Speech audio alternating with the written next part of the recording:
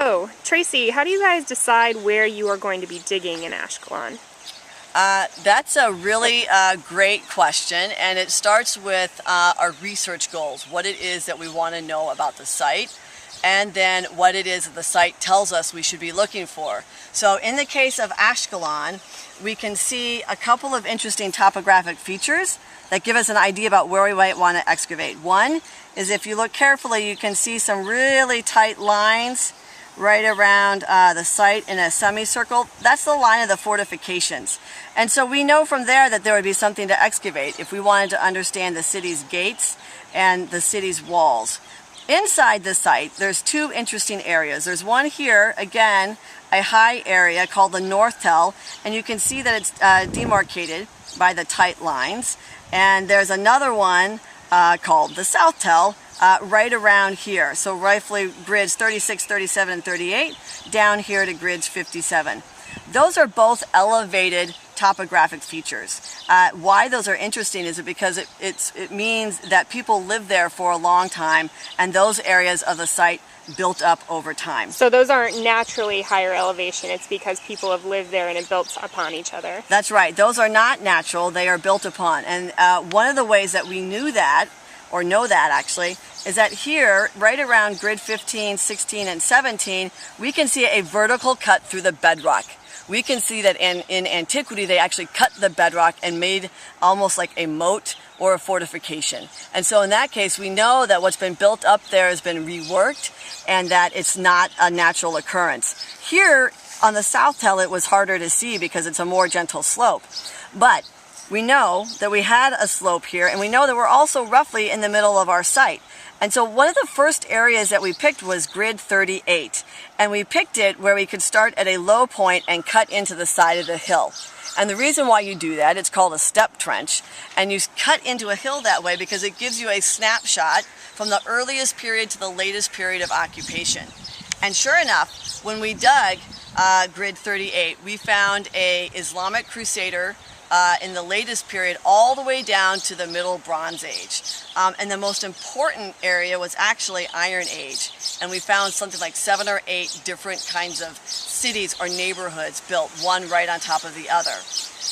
Another place that we excavated, which was easy because we could see it, was a church. So sometimes you don't even have to dig to find what you're looking for. There was the ruins of a church right here in grid, right there up against the city, actually right there up against the city wall, and we decided to clear it.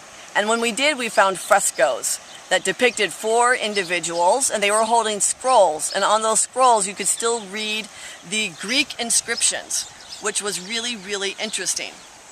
Now sometimes we choose to dig places because of a particular question we have.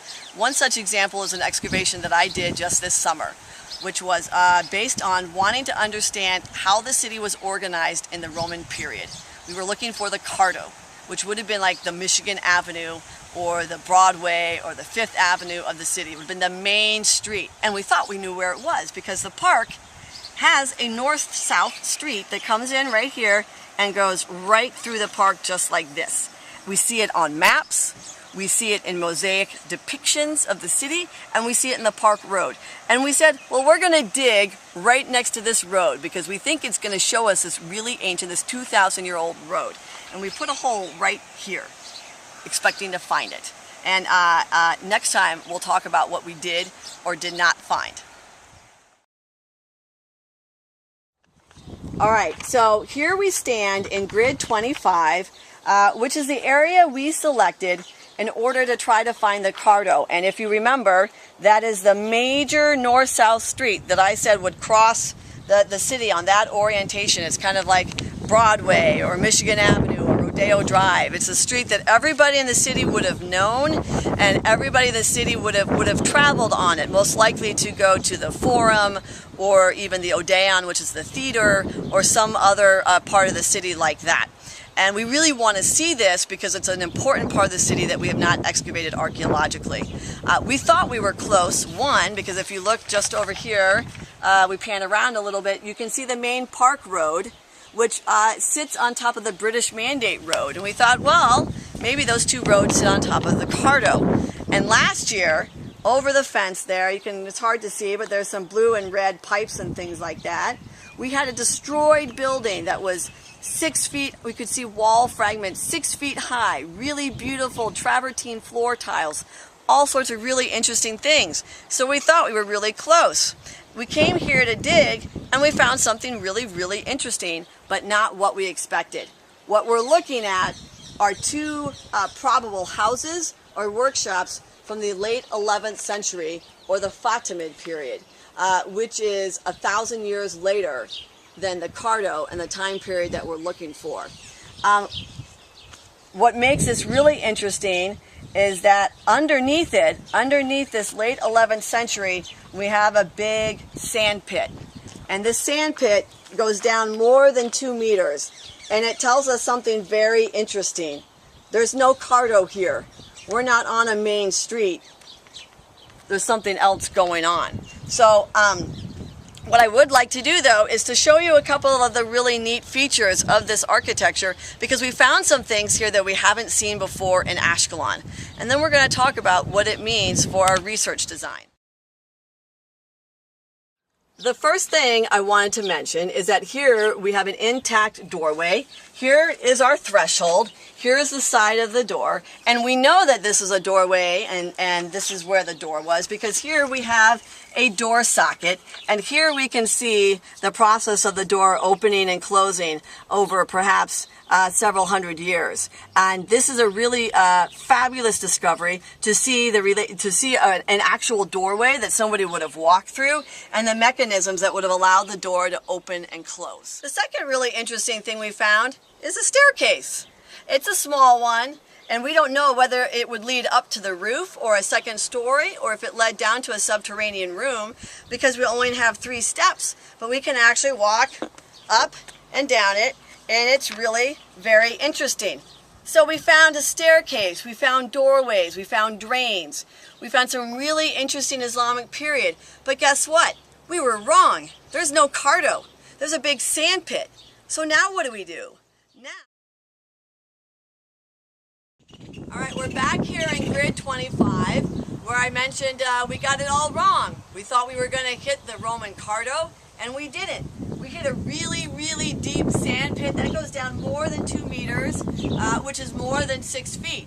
So what's going on, and how do we figure out where the Cardo is? Well, the first step is to work from the known to the unknown. Right now, we know that the Cardo isn't there. And so we need to gauge how far the sand goes. And that'll give us a better idea of what was happening in this area of the site. So we found the sand there, and then our next question was, all right, well, does it continue on the other side of this wall? So we dug what is called a probe. We took a small area, in this case, it's about 1/2 meter by 1/2 meter, and we dug a hole until we hit sand. We were looking for the sand, and we found it. It's on the other side of this wall.